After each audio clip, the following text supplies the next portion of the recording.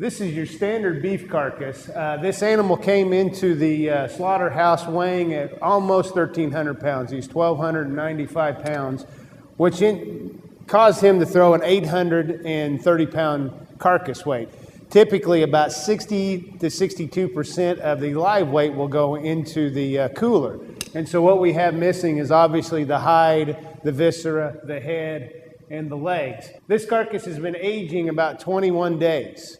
This carcass is undergoing dry aging, where we let this hang in the cooler for around 14 to 21 days to optimize tenderness. In the industry, typically this carcass would be fabricated within 24 to 48 hours, cut into wholesale cuts, primals and subprimals, put in a vacuum bag, put in a box, and shipped to the local grocery stores. And it takes approximately 20 to 25 days for that whole process to happen. And so those carcasses or those cuts undergo wet aging. They age inside the vacuum package. There's benefits and there's drawbacks to both methods. This carcass here being dry aged, we're going to have to cut this dehydrated sections off of the carcass. If it's wet aged, you have more of a purge loss, a squeezing out of the water inside the muscle. A few things about this carcass. This region up here is the round. This bulb right off the round is the sirloin. This section right here is the loin, the rib, and down here we have the chuck with the shoulder clod that adds the flair to the chuck. In order to fabricate this carcass, we have to break it in half. And so cattle have 13 ribs, so we're going to rib between the 12th and 13th rib. And the easiest way to do that is count down 1, 2, 3, 4, 5, 6, 7 1/4 vertebrae, and we're going to make our cut right there. Let me have you show.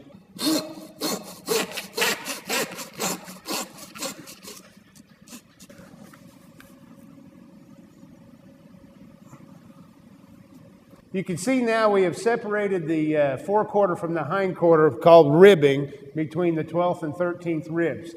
What we have here is the exposure of the ribeye muscle. This will go to make the ribeye as we fabricate this carcass. This is the point where a USDA quality grader will actually assign a quality and yield grade to this carcass. He will observe the amount of marbling in the ribeye and assign a quality grade from the marbling in combination with the maturity of the animal. And this carcass right here is roughly around a small 40, small 50, so he's in the low choice quality grade range. So you can see here we have the forequarter on the block. A few things to talk about on this forequarter. One of the things you'll notice right off the bat is this thick yellow tendon. This is the tendon that holds the head up. It actually spreads itself throughout the entire forequarter. This tendon will be removed as we start to fabricate this carcass down into primals and subprimals. Inside this carcass, you'll notice there should be 12 ribs inside here. Attached here is the diaphragm. This is economically a very high value cut nowadays. This is the muscle that will be cut out and used for fajitas. Years ago, this muscle could be purchased for around 99 cents a pound and put into ground beef. Nowadays, due to the popularity of Mexican restaurants and Mexican food, this actual diaphragm has increased in value, and it's very difficult to get at the retail level. Now, most restaurants will purchase this for making real fajitas. In order to separate the chuck from the rib, we're going to separate the rib between the 5th and 6th ribs, and so we'll have a rib eye and a square cut chuck.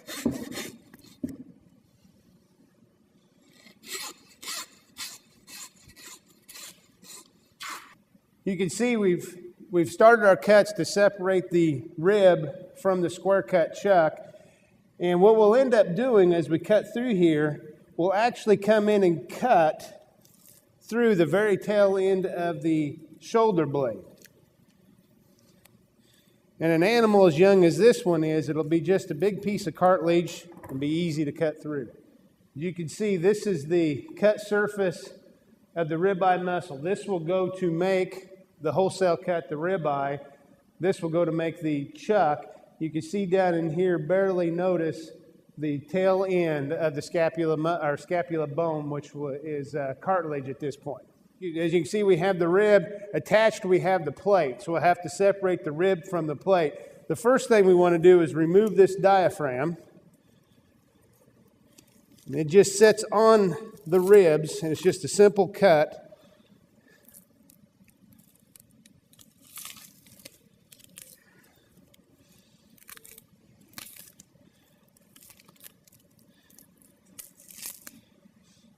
It's not a very big muscle. As we can see, we can peel the paper or the connective tissue off of the cut.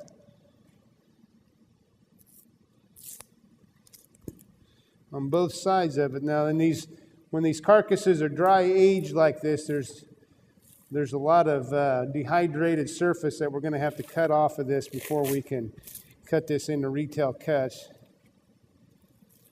Do that. So you see this dehydrated surface has to come off of here. Cut a little bit of the fat off. Now this is a cut where you can roll it up like so. Cut it in half, and you have what is called a pinwheel. And you can get fairly creative with this. You can put cheese in the middle as you roll it up. You can put stuffing or whatever you like to put in there to roll it up to make it look more attractive for your customers. The USDA puts out Institutional Meat Purchasing Specification, or IMPS, which basically are cutting instructions on how we are to fabricate this carcass. And according to IMPS, we have to remove the plate from the ribeye at approximately 3 inches from the tip of the ribeye muscle to a point that's approximately 4 inches from the ribeye muscle, which is this muscle right here, on the blade end.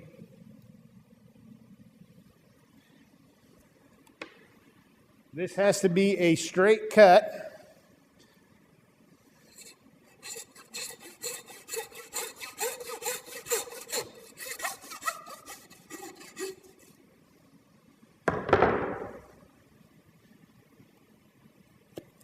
After separation, you see we have what's called the plate and the bone-in ribeye.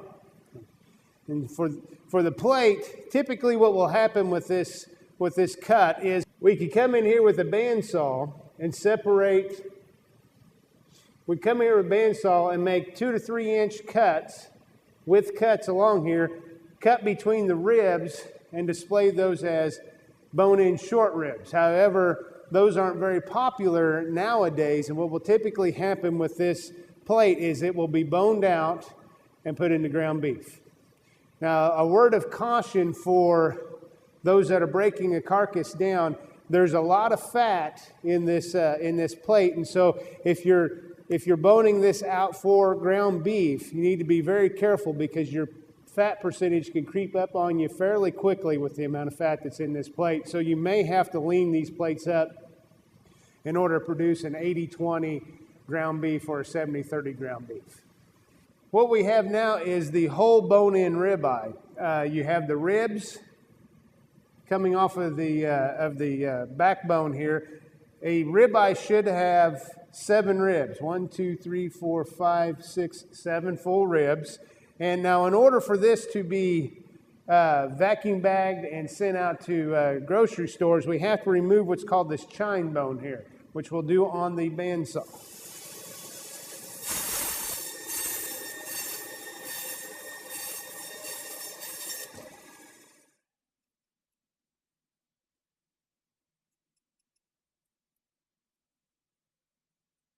You can see with the aid of the bandsaw, we remove the chine bone, and we're left with your typical, what's termed a 107 oven-prepared rib.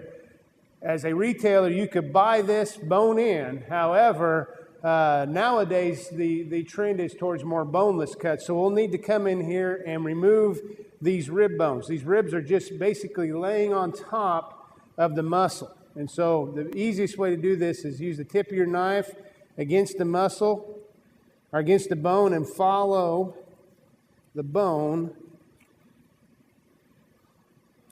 to remove the entire rib.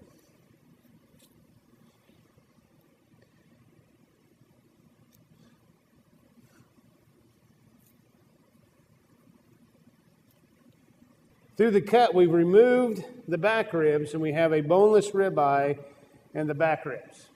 These will typically be sold as beef baby back ribs. We typically think of baby back ribs associated with pork. However, we can have those in beef as well.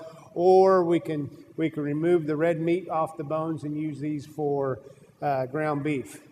We have a very rough cut boneless ribeye, which we'll have to remove this outer part of the ribeye, and you can see here in the large end of the ribeye, this is the area that we're going to remove all this above the ribeye.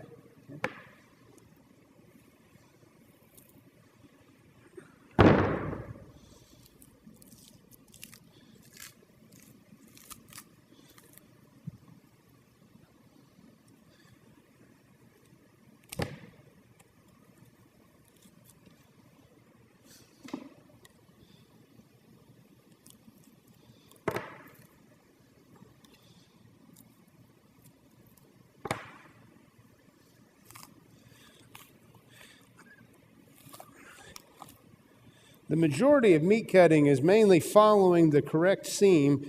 And that's what I'm doing here, is trying to find this seam on the inside of the muscle. The lip is this region right here. And we're only allowed to have 2 inches of lip on here. So we're going to have to take some of this off. And we just do that by taking a straight cut, removing the long part of the lip. What we have is a boneless ribeye. We're left with a rough cut, square cut chuck. Now, this region right here is the sternum or the breast part of the animal. We will remove this at the peak of this bone by a straight cut. This cut here will become the brisket. The shank will remove as well. And inside here, we have the chuck roll that sits in this region right here, as well as on the outer part, this bulge to the shoulder is the shoulder cloth. What is amazing about this is this entire front leg of the animal is held in place by muscle, meaning you go from the front leg all the way up to the shoulder blade, and this whole region is not attached to the rest of the skeleton of the carcass. So this is all held in place by muscle. This is the same for all of our major livestock species. Cattle, goats, sheep, and hogs the front legs are all held in place by muscle.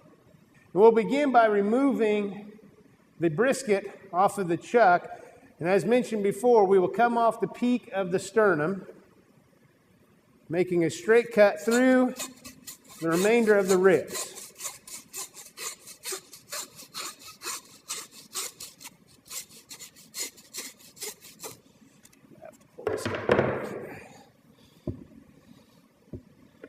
There we go.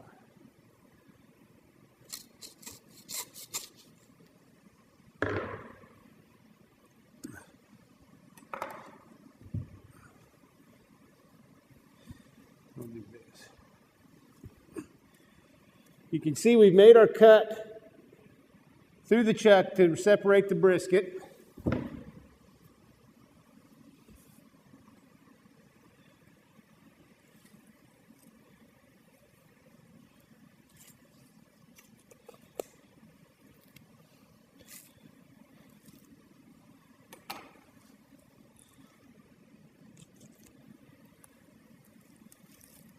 Basically cutting down to where we hit this natural seam that separates the foreshank from the brisket, and we're going to remove the brisket by cutting along this natural seam.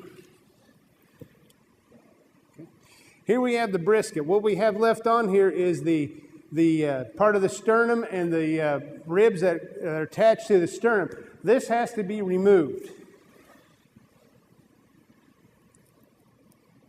Cut has been made to remove the breastplate, and now we're left with a boneless brisket. all of this dehydrated portion will have to be trimmed away before this is ready for sale, as well as this big fat pad that sits on top of the muscle will have to be removed.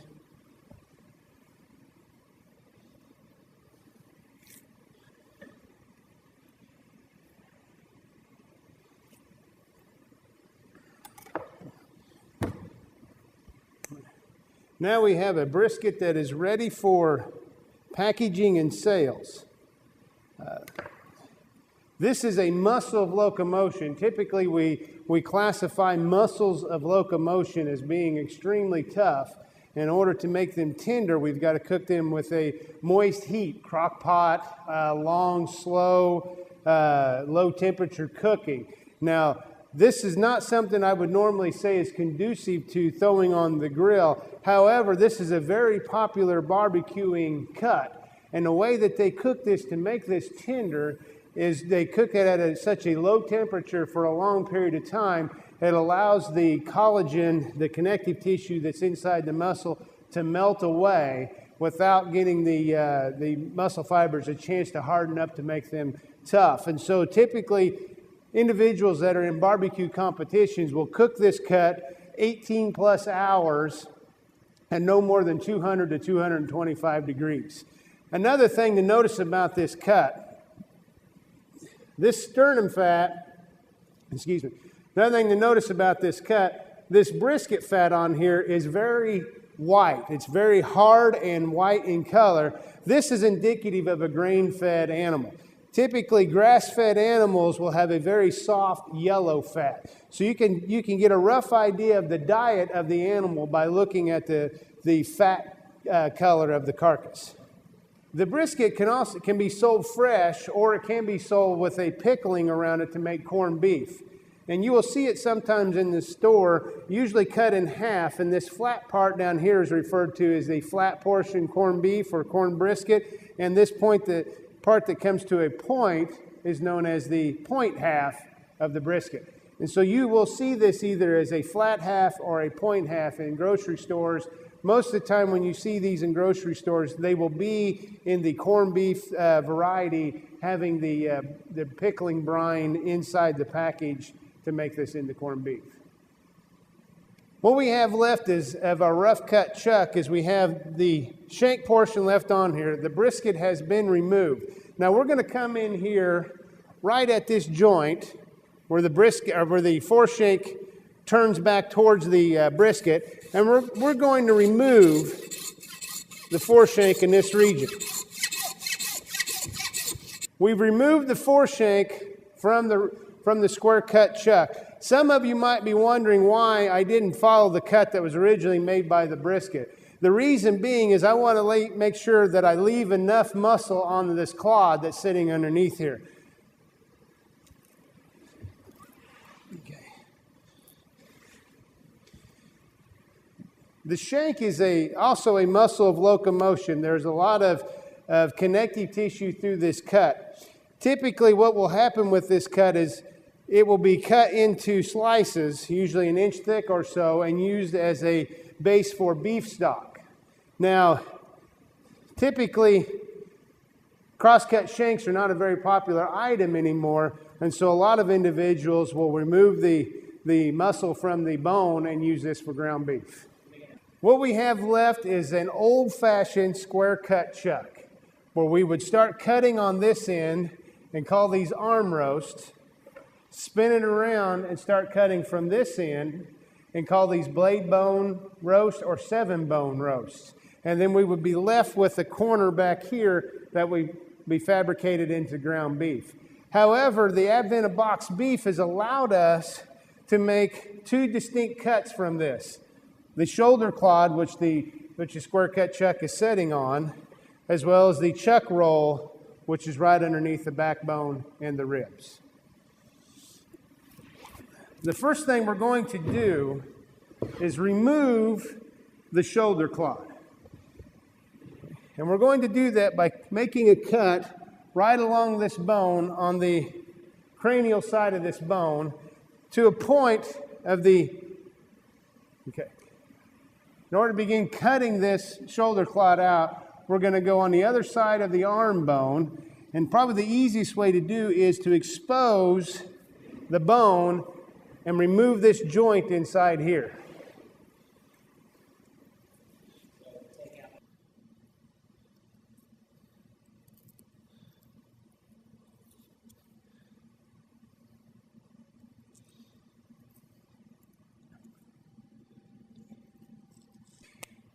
Now, there's several ways we can do this. I prefer to remove the remainder of this humerus bone at the joint. We can remove that, and now we can see the joint. We get a better flow of how the shoulder blade works. And a very good way of estimating where the medial ridge of the shoulder blade is to put your knife in there, and you can feel right there where you're at the top of the medial ridge. On the other side, you see how the knife will go deeper. We want to be on this side of the medial ridge as we remove the shoulder clod. The shoulder clod it's a very difficult muscle to remove. You come in here and you have to kind of scoop your knife and do a lot of pulling in order to separate the muscle off of the bone. Once you get to the side of the scapula, you kind of go straight down and you'll find a natural seam, and the rest of it peels away. So you can see we have our square cut chuck with the boneless shoulder clod removed. The shoulder clod is the bulge of the shoulder on the outer part of the animal. Underneath you have what we call the subcutaneous fat, which is the layer of fat that lays directly underneath the hide. This, for the longest time, this was wrote off as a very tough cut, as it was a muscle of locomotion.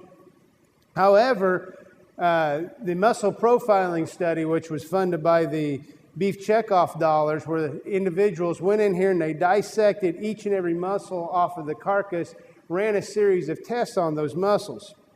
One of those tests that they run is what we call a Warner-Bachelor shear force test, which is a measure of tenderness. And we noticed that this muscle right in here, as well as this muscle that lays on top, were very tender muscles. And so we have removed these muscles and marketed them in ways that enhances their tenderness. And so this muscle right here typically would be removed in the old days, cut into steaks and called a top blade steak or a leaf steak. However, if we come right in here in the natural seam, we can remove this muscle. We clean the back part up. Now, the challenge of this muscle is right in the middle there is a vein of connective tissue.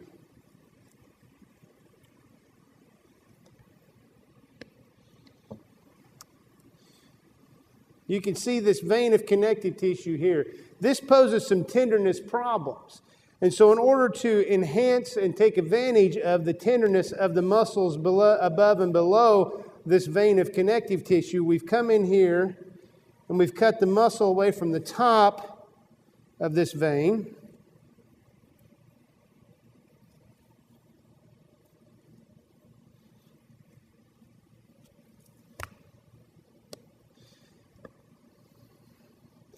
Then we come in here and remove the vein of connective tissue itself from the bottom part of this muscle.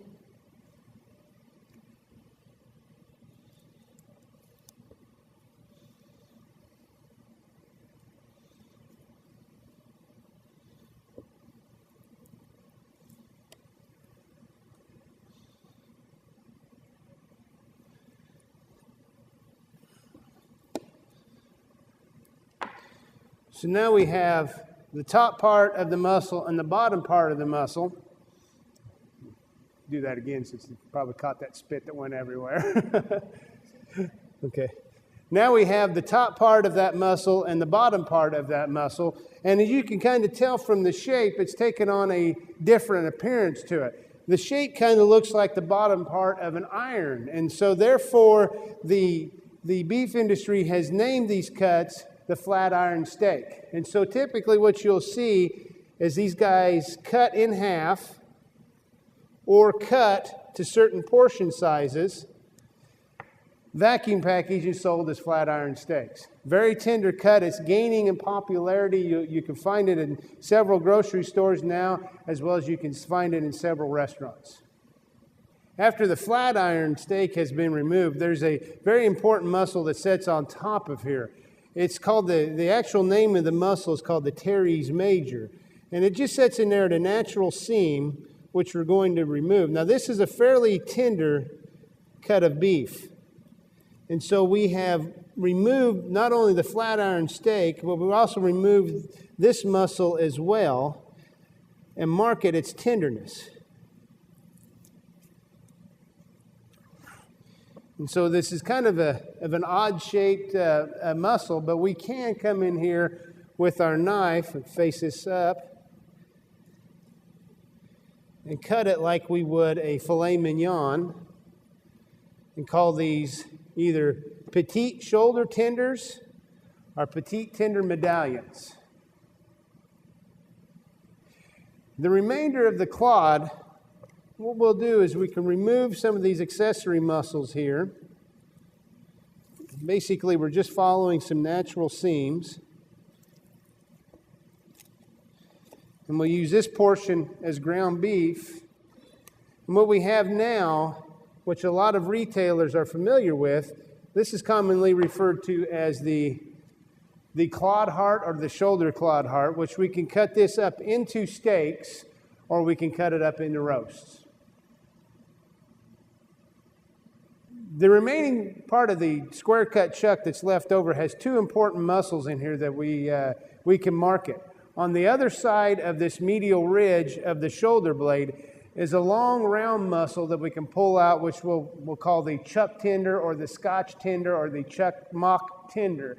And you'll see why it's called the mock tender as we pull it out.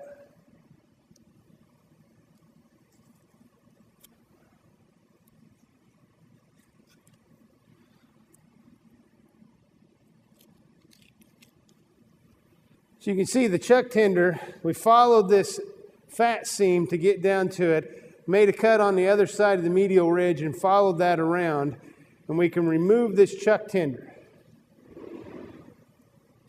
You see this is kind of a long pencil-shaped muscle. Now the reason why it's called the mock tender is I can come in here and I can cut this like I would a filet mignon, and it has a very similar look as the filet mignon. Now the challenge of this is that this is a muscle of locomotion. This muscle is very tough, whereas those muscles on the other side of the medial ridge, the flat iron steak and the shoulder tender medallions, are very tender cuts. This, on the other hand, is a muscle that gets used quite often. And so you can see how it gets its name as the beef chuck mock tenderloin. After the chuck tender has been removed, we can now easily remove this shoulder blade. And as I mentioned before, this shoulder blade from this joint goes to the front foot. The rest of this shoulder blade is not attached to the rest of the skeleton. You can see on this side the remaining part of the skeleton. You know, here's your rib bones right in here. You can see meat between the rib and the shoulder blade. Therefore, we can go in here and we can remove this shoulder blade and not have to cut through any bone at all.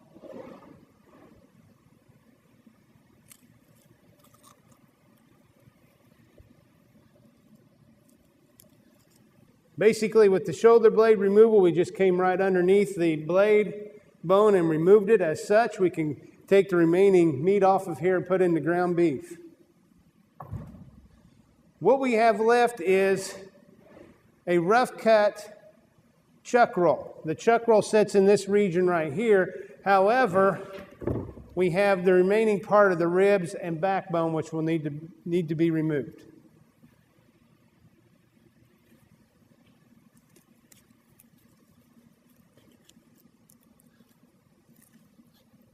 The rib bones and the neck bones are removed by basically following the bone and removing the remaining bone-in part. We can come in here and dig the meat out of here and put in the ground beef, which is ideal. It is a lot of labor involved in this. What we have remaining now is typically what would used to be called a two-piece chuck. This would be vacuum packaged and sold with the whole shoulder clod, referred to as a two-piece chuck. However,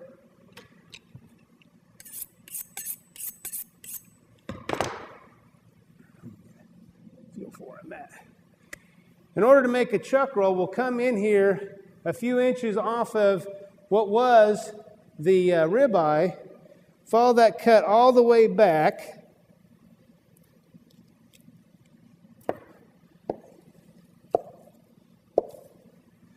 remove this, use this for ground beef. After cleaning what was the two-piece chuck, after cleaning it up, we're left with the chuck roll. Now, an interesting thing about the chuck roll.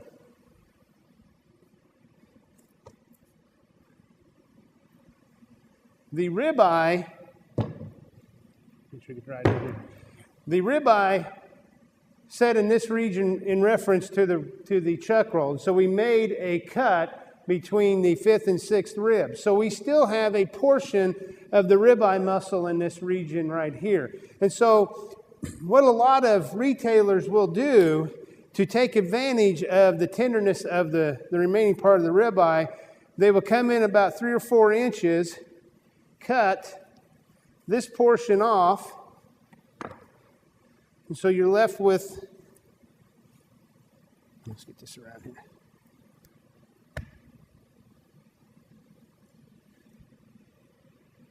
You're left with a piece that looks very similar to the ribeye. And so we can come in here and roll this remaining part of the ribeye muscle out.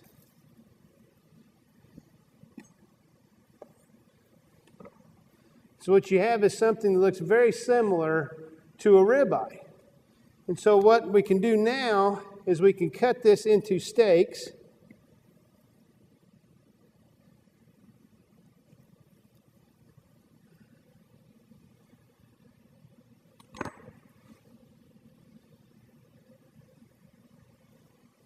Once these are cut into steaks, they're often referred to as chuck-eye steaks.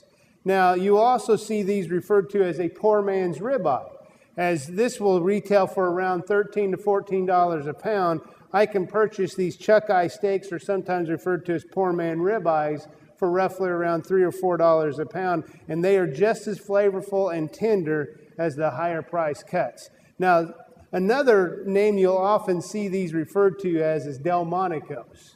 And so chuck-eye, poor man ribeye, or Delmonico is another way that these steaks can be marketed. The remaining portion of this chuck roll typically will be cut into steaks or roasts. However, recently the National Cattlemen's Beef Association has decided to really go and market this chuck-eye muscle in here. And so what they are doing is removing this muscle at its natural seam.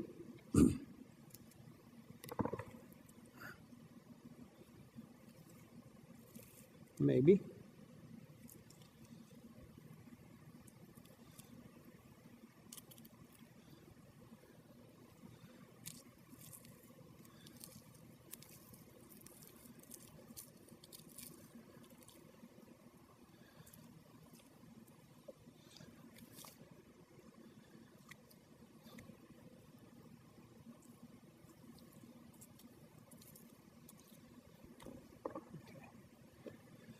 So they're removing the chuck-eye muscle at the natural seam, and so we're left with the chuck-eye muscle and the remaining portion of the chuck roll. Now, the challenge we have with this roast is, as we cut the steaks further towards the head of the animal, they don't look as appealing.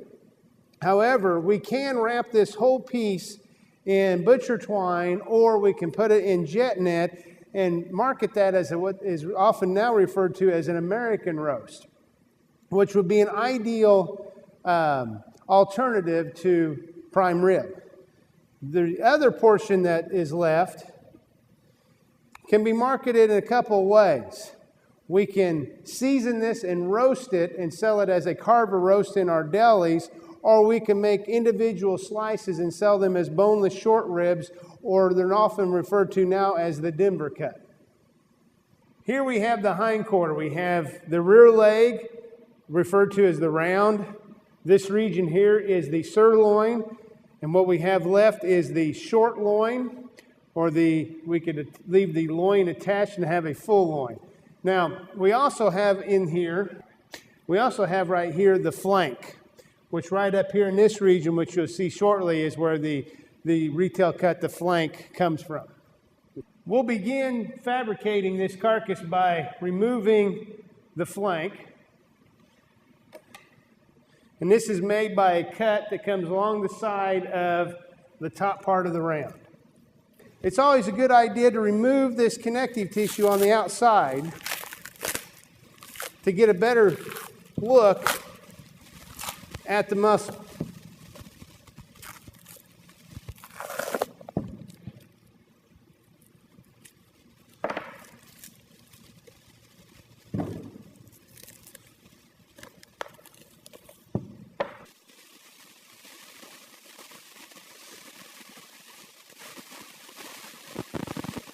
You now see, after removing this connective tissue, you get a better look for the outline of this teardrop-shaped muscle. And to finish removing it, we will clean the remaining part of the fat up. And we actually just come in underneath it .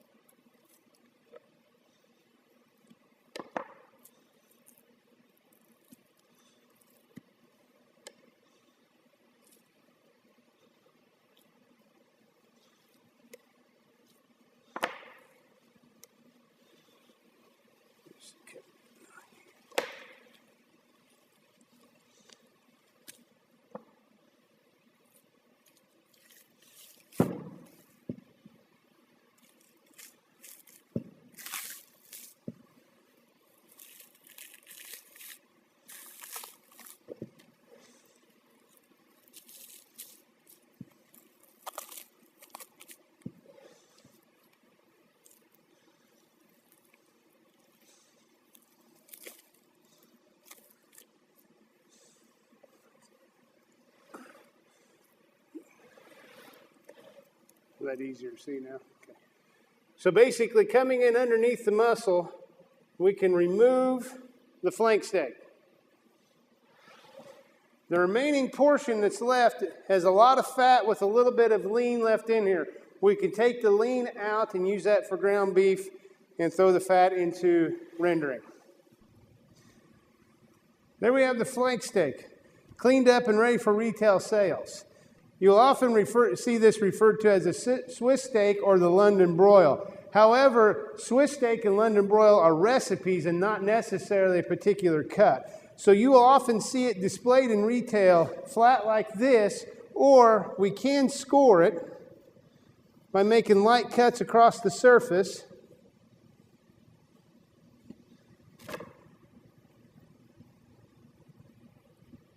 And rolling it so we highlight the scores. We're going to separate the round from the full loin by coming about 2 fingers width off the top of this H bone and hitting the last 2 vertebrae on the left of the spinal column. And if we do this correctly,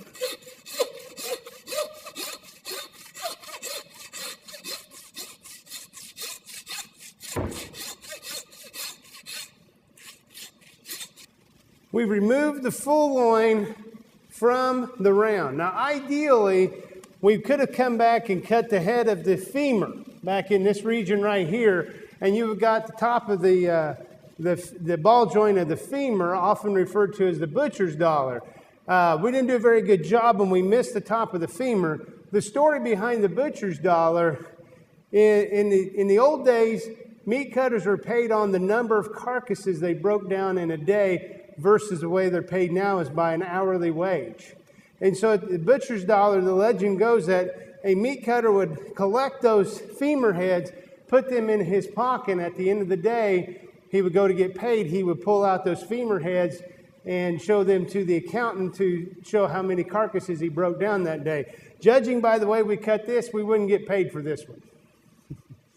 Here we have the steamship round. You'll often see this setting at the end of a long buffet line at a Sunday dinner. And what typically would happen is this whole piece will be cooked for 24 to 28 hours to make it tender at a very low temperature. This is a muscle of locomotion, so we have to be very careful of how we cook this piece of meat. And so you can see this at the end of the buffet line, very majestic looking piece setting there. As a patron in the restaurant would come in and they would want something that was medium rare, the server at the end of the buffet line that was serving the steamship round could cut a piece down here at the bottom that didn't get cooked as much as that what got cooked more fully at the top part of the round. So a patron who wanted something that was well done could get a piece of meat up here. Those patrons that wanted something more of a medium rare category or a rare could get a piece of meat down at the bottom. Now, to begin fabricating this round, we need to come in here and we need to remove this H bone. Now, this bone right here is 1/2 of the pelvic girdle. Remember, there's another half to this carcass. And he sets in there in kind of a C shape. And so we'll just take our knife and we'll come in around him and remove the H bone.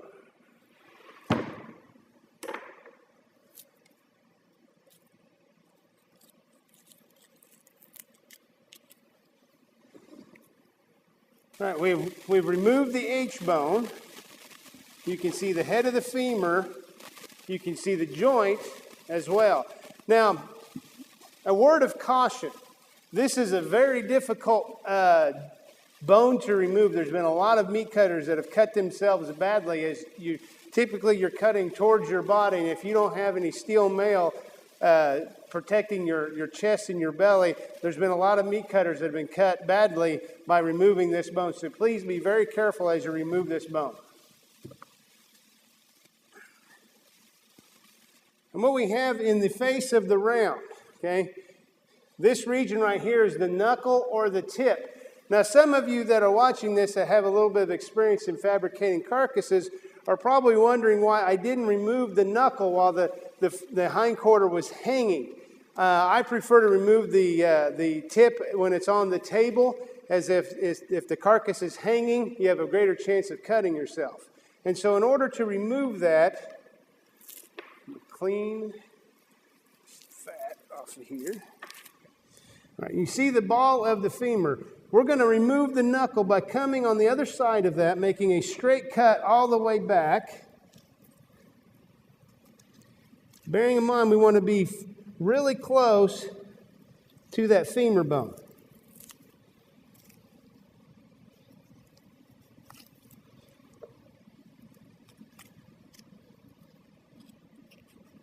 Now we move this knuckle, we followed the femur bone. Now, a thing you got to remember, typically what will happen is people just make a straight cut all the way to the block top and forget that the actual knuckle kind of curls underneath the femur bone. If you're cutting a carcass up for profit, you need to leave as much of that knuckle on there as you can. And so ideally you come in back underneath this bone, find this natural seam, and peel the knuckle out from there. This is what would often be referred to as a rough cut cap on knuckle. It has this portion on here which is called the cap, obviously, and so we could sell it like this. Now, typically what we have to do is we have to remove this bone, which is the kneecap. It's a fairly easy bone to remove.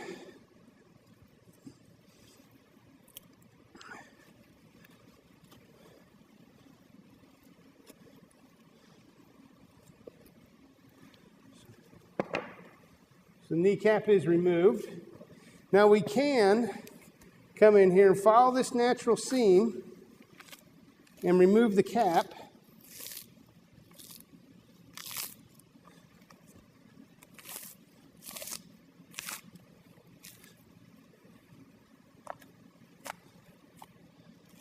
So by following the natural seam, we can remove the cap.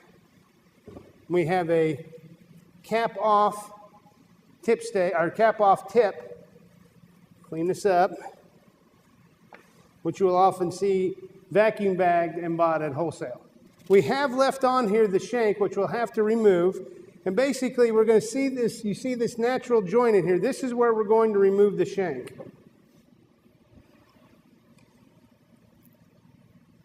Shank has been removed. This is kind of a tricky joint to go through. You can see it has a lot of peaks and valleys. You just have to be kind of patient.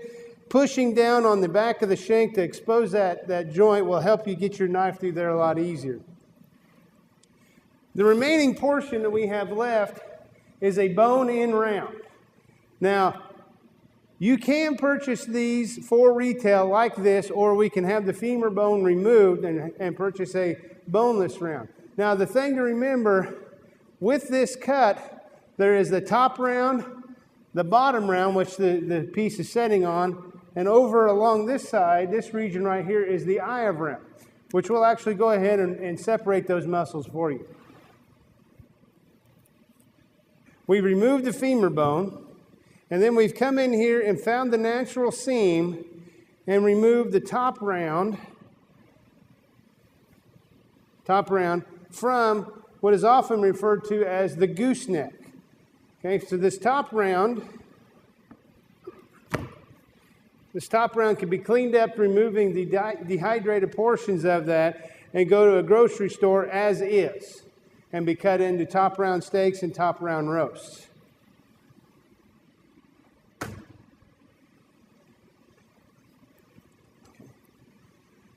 The gooseneck contains two portions. This area right here is the eye of the round, as well as the bottom round.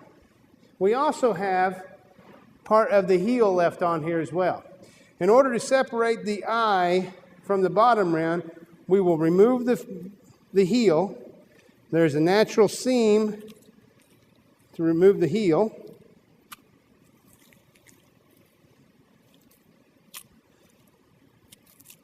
Remove the heel, which the heel contains a lot of connective tissue, a lot of heavy connective tissue in that.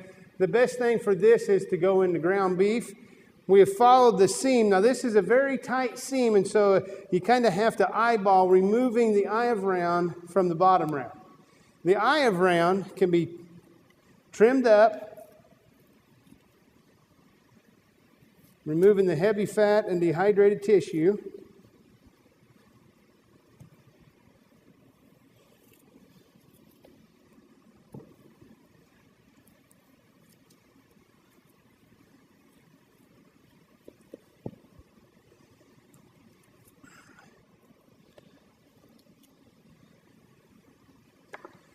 This can be vacuum packaged and sold at retail, and then typically a retail meat cutter will come in here, square the front off, and cut eye of round steaks. So you have eye of round steaks, as well as leaving the rest whole for a eye of round roast. What we have left is a very rough cut bottom rim. We need to clean this up, removing a lot of the heavy fat, a lot of the excess muscle that's on here. And this can typically be done by following many of the natural seams. So we have a whole bottom round, or what's often referred to as a round flat. Now the name of this muscle is actually called the biceps femoris. The biceps meaning it has two heads to the muscle. Femoris means it runs right along the side of the femur bone. Now, as you can see in this region right here, where this heavy seam is, this is the other head of the muscle. Now, what we can do in retail, we can cut the end of this muscle to make a nice roast once it's trimmed up.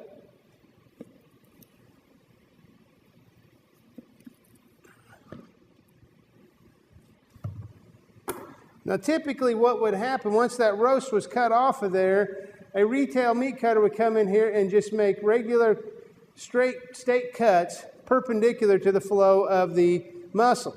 However, as you notice, you can see the grain is running at an angle. We know that this is going to be a tough cut of meat, and we know if we cut across the grain, we can make this cut a little bit more tender. So what we can do now is come in here right where this other muscle head is, remove it at that seam, put this off to the side. cut the seam out of there because that is heavy connective tissue and it will be very tough. Now,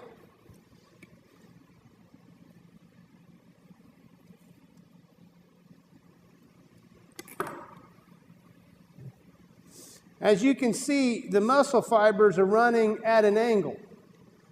So in order to give ourselves a chance to make this as tender as we can, we're going to cut across the muscle fibers.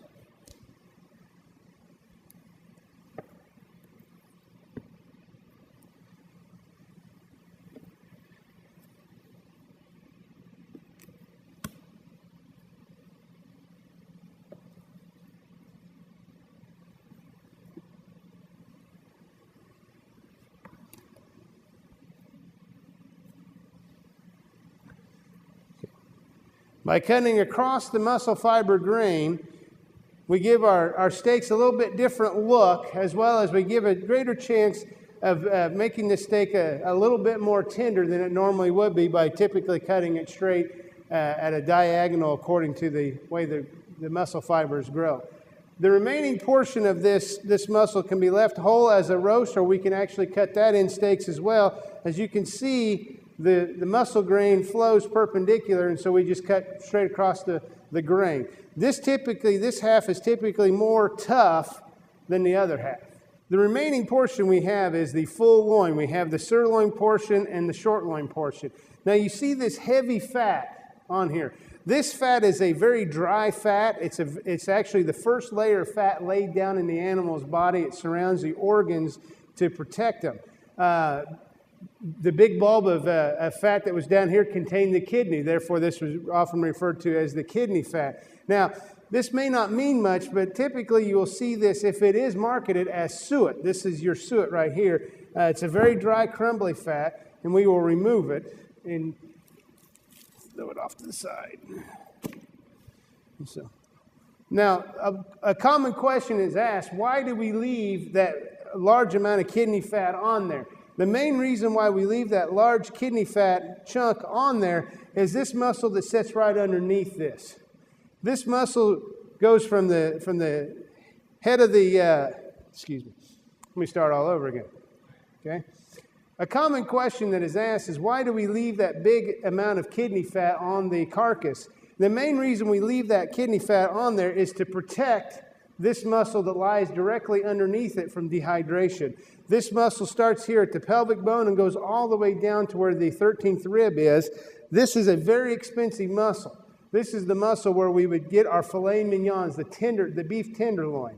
Now, there's several options we have here. We have our sirloin, our loin, and our tenderloin. Now, if I was going to make all these boneless, I would remove this tenderloin, remove the sirloin, and have a boneless loin or boneless top loin that I could cut into New York strips or Kansas City strips, depending on the region of the country you are from, and still have the remaining portion of this tenderloin as I sell as a full tenderloin to my customers. However, if I want to leave this as a short loin, which we're going to do, we will miss the opportunity having a full tenderloin. We'll be left with what is called the butt tender down here. Now, in order to remove the sirloin from the loin, we are going to cut right here in the middle of the very last lumbar vertebrae.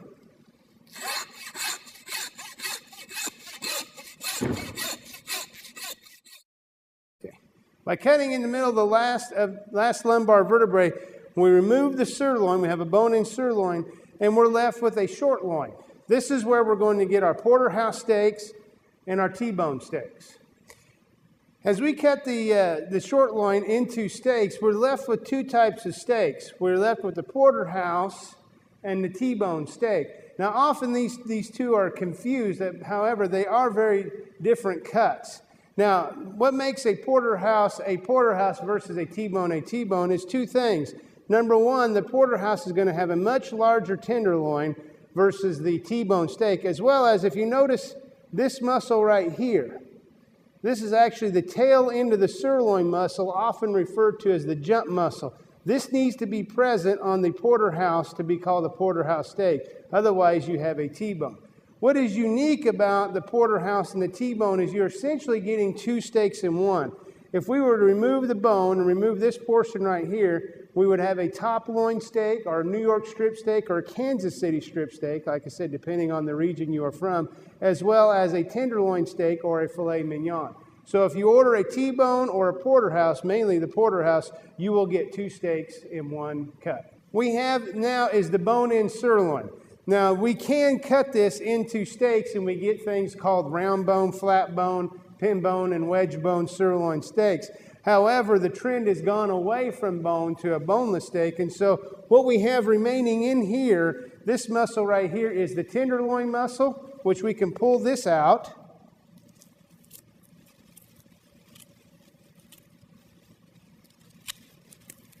So we can remove the tenderloin muscle. And we have, as we clean it up,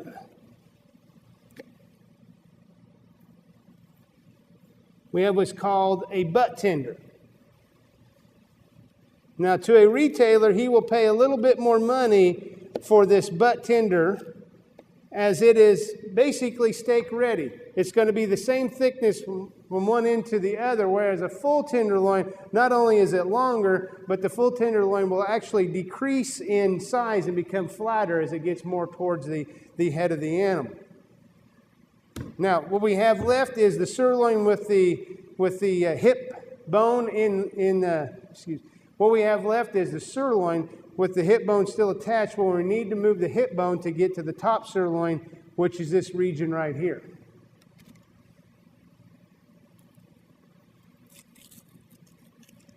So removing the hip bone, just take this guy off. Now this is also a somewhat difficult bone to remove, so make sure you're extremely careful as you do that. And so we're left with the top sirloin and the bottom sirloin.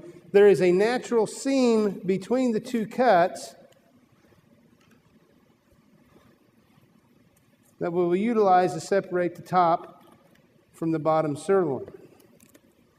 So here we have the top sirloin, which we can cut into sirloin steaks, or we have the bottom sirloin. Now typically, this is actually the head of that tip or knuckle muscle that we removed earlier. And so you'll actually see people remove this at the natural seam and sell that as a ball tip steak. The remaining portion we have left under here is a very popular cut in California and has gained a little bit of popularity throughout the Midwest and the Southeast. It is often referred to as the tri-tip steak. So with the sirloin, we have the top sirloin. With the bottom sirloin, the little head of the muscle that's left on there from the knuckle, they can cut that off and call that a ball tip. And then the remaining portion that's left underneath the bottom sirloin is the tri-tip. Not to be confused with this portion of the top sirloin, which is actually the continuance of the bottom round muscle. But this is actually the true tri-tip steak. What you've witnessed is a basic fabrication of a whole side of beef. There are very many ways of doing this. This is just the method that I'm the most comfortable with. A lot of individuals like to fabricate from the rail. Others, like myself, like to do it from the block top. Now, as a consumer, some things to think about when buying beef. Marbling, which is the amount of fat, the flecks of fat inside the muscle, is good. The more marbling we have, the more flavorful, the more juicy this piece of meat is going to be. And so you hear terms like USDA Prime and USDA Choice, which are our top two cuts of beef, which have the most amount of marbling, Prime having more marbling than Choice. Typically, what you'll see in a lot of grocery stores now is USDA Select, which is a grade below Choice. Also, the vast majority of our carcasses, our beef that's fabricated in this country, is fabricated somewhere around 16 to 18 months of age. Those animals at that age will grow up to be roughly 1,200 to 1,300 pounds. The reason we harvest those animals at that age, younger animals will typically be more tender than older animals. Marbling has very little, if nothing, to do with tenderness. Doesn't necessarily mean that something that is heavily marbled is going to be more tender. Now, from that animal that was almost 1,300 pounds when it came in the door and had an 830-pound carcass weight, we roughly got close to 350 to 400 pounds of boneless beef out of those cuts. You can typically view a carcass or a whole animal and estimate roughly 30 to 35% of that live weight is going to go home to your freezer. Once it gets to the carcass state, the bones inside that carcass will roughly be around 20% of the carcass weight, as well as the fat that we have to trim off will desperately decrease the amount of retail cuts that we take home. And so if you have any questions, please feel free to contact me. My name is Greg Renfro. I'm a PhD. I'm the Extension Meat Specialist at the University of Kentucky. My number is 859-257-7550. Thank you.